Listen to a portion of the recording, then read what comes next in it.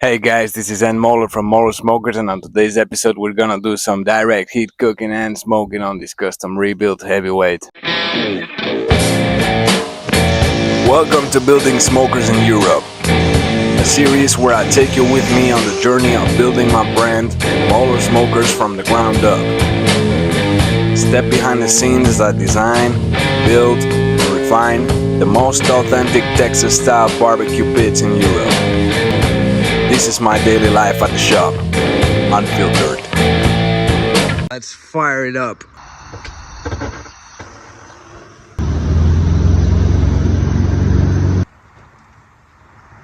Now that it's burning nicely, let's go in with the big logs. Today we're doing a pork belly and a couple of pork steaks, but we're going to do a test. One of these we're gonna smoke first and then sear at the end, and the other one we're gonna sear it first and then cook it indirect.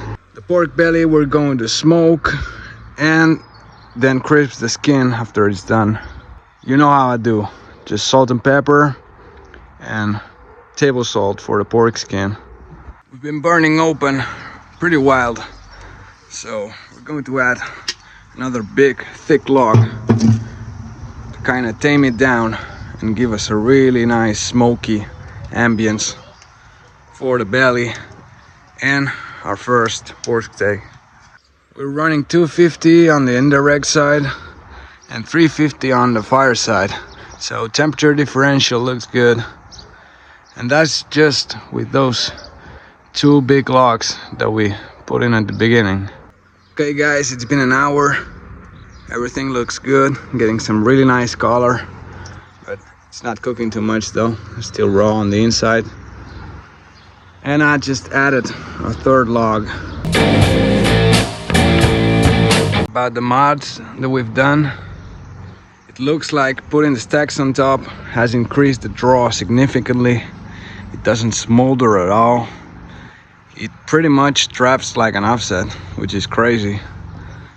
The counterweight is super smooth.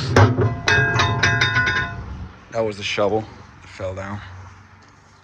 And it's beautiful. And the off-road kit just makes it look badass and pretty easy to move, which it was not. Alright guys, it's been 40 minutes.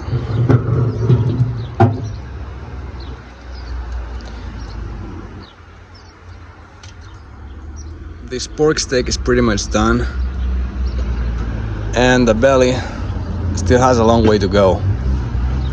But what we're gonna do now is get into some searing action.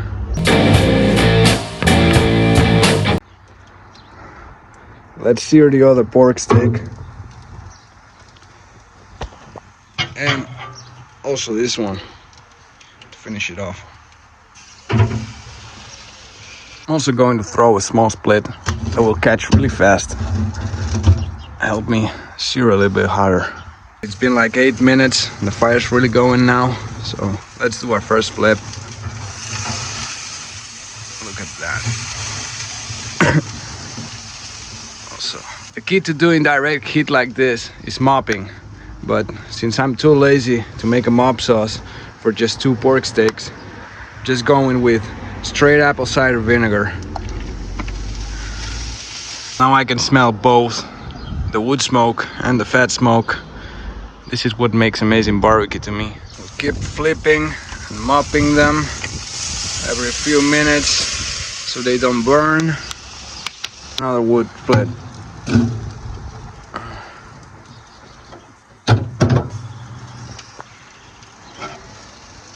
This one is the one that we smoked first. I'm gonna set it aside. Just let it cool. Maybe mop it a little bit more. Or mop it. Just straight apple cider vinegar, guys. It works. You don't have to complicate things.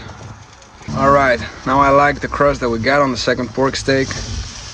Let's set it aside. Let it finish cooking. Also, with a little bit of mop. You see that char over there? That's flavor. I'm telling you guys, cooking like this over an open fire, it's a joy. If you're a hands-on guy, you like to manage meat and fire actively, this is your kind of pit. Let's throw another big log, make it smoky again. See, nice coal bed that we got. Well, this one is ready to go, so just gonna wrap it up with one hand.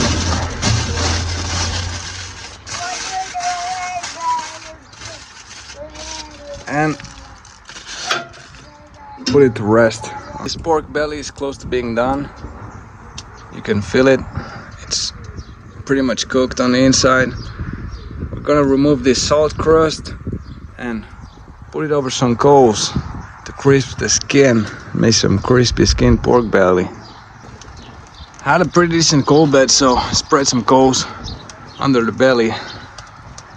And I'm also gonna mop the underside a little bit. Let it work magic. Look at that crispy skin, looks perfect.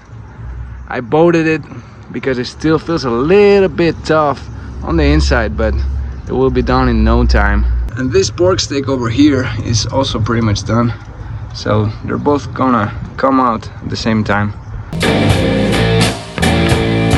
Here are the two pork steaks. This is the one that we smoked first, and this is the one that we seared first. Let's try both of them.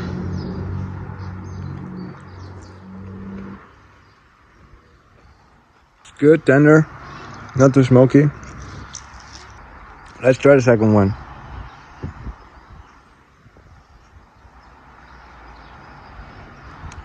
Yeah, definitely not as smoky.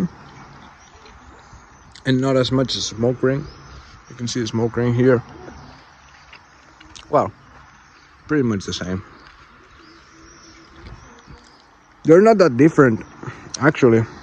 This one's a little bit more juicy. This one's a little bit more smoky. But it also might have to do with the thickness. So, you can do it any way you like to. I wouldn't mind serving any one of these at a party. I'm not gonna eat this now, but